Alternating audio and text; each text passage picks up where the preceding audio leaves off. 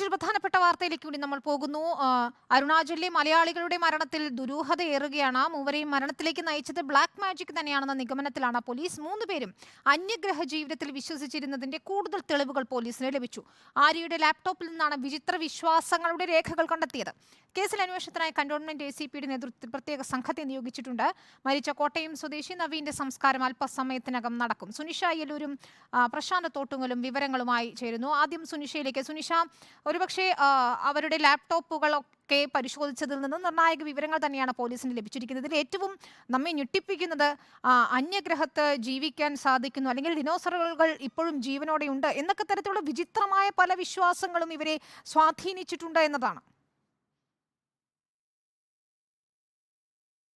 തീർച്ചയായിട്ടും വിനീത, അത് തന്നെയാണ്. തുടക്കം മുതൽ ബ്ലാക്ക് മാജിക്കിന്റെ കെണിയിൽപ്പെട്ടതാകാമെന്നുള്ള വിവരങ്ങൾ ഉണ്ടായിരുന്നെങ്കിൽ പോലും ഇത്രയധികം വിചിത്ര വിശ്വാസങ്ങളാണ് ഇതിന് പിന്നിൽ എന്നത് ഏതായാലും വ്യക്തമായിരുന്നില്ല. അതിന് പിന്നാലെ ഏതായാലും ലാപ്ടോപ്പുകൾ അടക്കം പരിശോധിച്ചതിലാണ് ഇത്രയധികം വിവരങ്ങൾ പുറത്തു വരുന്നത് എന്നതാണ് പ്രധാനപ്പെട്ട കാര്യം. ഇത് തന്നെയാണ്, അന്യഗ്രഹ ജീവിതത്തിൽ ഇവർ വിശ്വസിച്ചിരുന്നു എന്നതാണ്.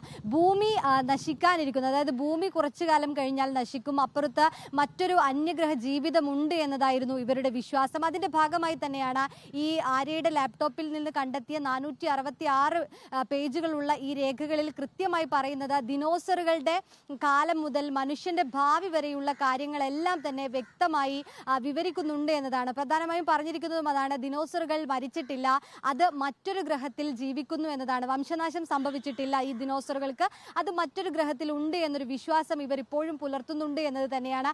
അതിന്റെ ഭാഗമായി തന്നെ 90% മനുഷ്യരും മറ്റ് ജീവജാലങ്ങളും ഒക്കെ തന്നെ മറ്റ് അന്യഗ്രഹത്തിലേക്ക് എത്തുമെന്നുള്ളൊരു വിശ്വാസം കൂടി ഇവരുടെ ഈ രേഖകളിലടക്കം കാണാൻ കഴിയുന്നുമുണ്ടായിരുന്നു.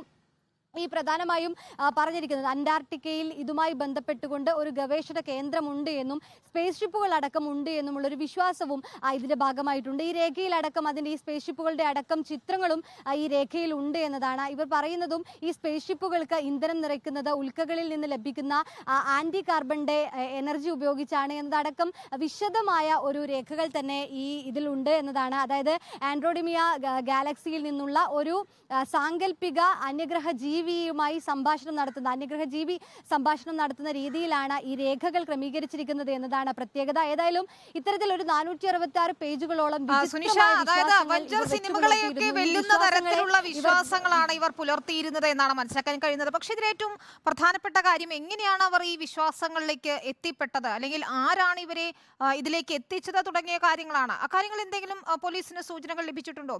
ഇവരുടെ മരണത്തിലേക്ക് നയിച്ചത് ഈ കാരണങ്ങൾ മാത്രമാണോ? ആരാണ് ഇവരെ അരുണാചൽ പ്രദേശിൽ എത്താൻ സഹായിച്ചത്, അല്ലെങ്കിൽ അരുണാചൽ പ്രദേശിലേക്ക് പോകുന്നതിന് എന്തിനാണ് ആ സ്ഥലം തന്നെ തിരഞ്ഞെടുത്ത് തുടങ്ങിയ ചോദ്യങ്ങളൊക്കെ ഇപ്പോഴും ബാക്കിയാണല്ലോ. തീർച്ചയായിട്ടും ഇനി ആ ചോദ്യങ്ങൾക്കുള്ള ഉത്തരം തേടുക എന്നത് തന്നെയാണ് പോലീസിനെ സംബന്ധിച്ചിട്ടുള്ള പ്രധാനപ്പെട്ട കാര്യം. ഈ ബ്ലാക്ക് മാജിക് ആണോ എന്നൊരു സംശയം ഏതായാലും ദൂരീകരിക്കപ്പെട്ടിരിക്കുന്നു. അങ്ങനെയെങ്കിൽ ബാഹ്യ ഇടപെടൽ ഉണ്ടായിട്ടുണ്ടോ എന്നത് തന്നെയാണ് പോലീസ് പ്രധാനമായും പരിശോധിക്കുന്നത്.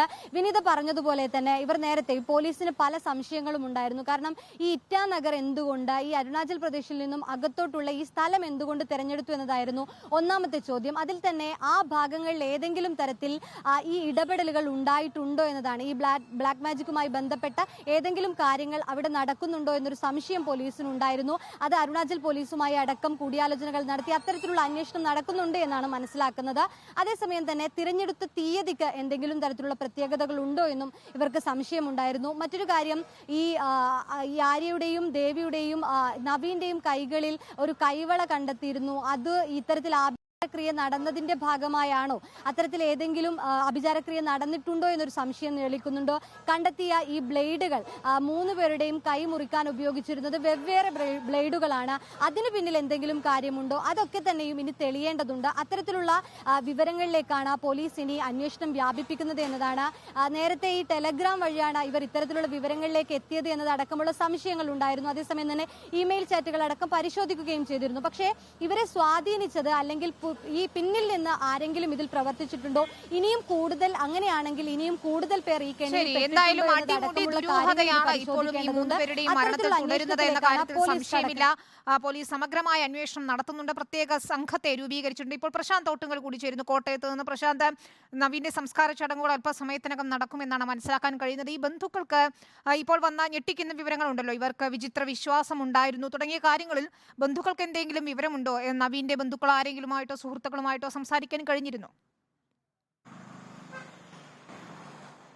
വിനീത, നമ്മൾ കഴിഞ്ഞ ദിവസം നവീൻ്റെ ബന്ധുക്കളുമായി സംസാരിച്ചിരുന്നു. കാരണം നവീൻ്റെ മൃതദേഹം മന്ദിരം ആശുപത്രി മോർച്ചറിയിലേക്ക് കൊണ്ടുവന്നിരുന്നു. ആ സമയത്താണ് ബന്ധുക്കളുമായി സംസാരിച്ചത്. എന്നാലും അവർക്ക് ഇക്കാര്യത്തിലെല്ലാം തന്നെ വലിയ തരത്തിലൊരു ആശങ്ക നിലനിൽക്കുന്നുണ്ട്. മാത്രമല്ല നവീൻ്റെ വിവാഹശേഷമാണ് നവീൻ്റെ സ്വഭാവത്തിൽ ഇത്തരത്തിലൊരു മാറ്റം ഉണ്ടായതെന്നും 13 വർഷങ്ങൾക്ക് മുമ്പ് നവീൻ്റെ വിവാഹം കഴിഞ്ഞിരുന്നു. അതിനുശേഷം നവീൻ ഇവിടെ നിന്നും തിരുവനന്തപുരത്തേക്ക് പോവുകയായിരുന്നു. പിന്നീട് ബന്ധുക്കളുടെ എന്തെങ്കിലും ഒരു ചടങ്ങുകൾക്ക് വന്നാൽ പോലും, അല്ലെങ്കിൽ ഒരു ശവസംസ്കാര ചടങ്ങുകൾക്കടക്കം വന്നാൽ പോലും വളരെ പൊടുന്നനെ വരികയും ആർക്കും മുഖം നൽകാതെ തിരിച്ചു പോവുകയും ചെയ്യുന്ന ഒരു പതിവായിരുന്നു ഇവരുടേത് എന്നാണ് ബന്ധുക്കൾ ഇതുമായി ബന്ധപ്പെട്ട് പറഞ്ഞിരുന്നത്. പിന്നീട് മറ്റ് ബന്ധുക്കളുമായെല്ലാം തന്നെ വലിയ തരത്തിലുള്ള ബന്ധങ്ങൾ ഒന്നും തന്നെ അവർ പുലർത്തിയിരുന്നില്ല എന്നുള്ളതാണ് ബന്ധുക്കൾ ഇതുമായി ബന്ധപ്പെട്ട് പറഞ്ഞിട്ടുള്ളത്.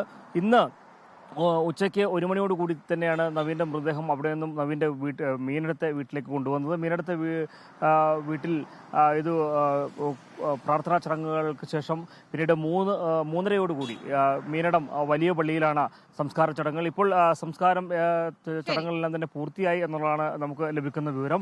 മാത്രമല്ല ഇതുമായി ബന്ധപ്പെട്ട കാര്യങ്ങൾ പകർത്തുവാൻ മാധ്യമങ്ങളെ ഒന്നും തന്നെ അവർ കുടുംബങ്ങളും അനുവദിച്ചില്ല, ബന്ധുക്കളൊന്നും തന്നെ അനുവദിച്ചിരുന്നില്ല.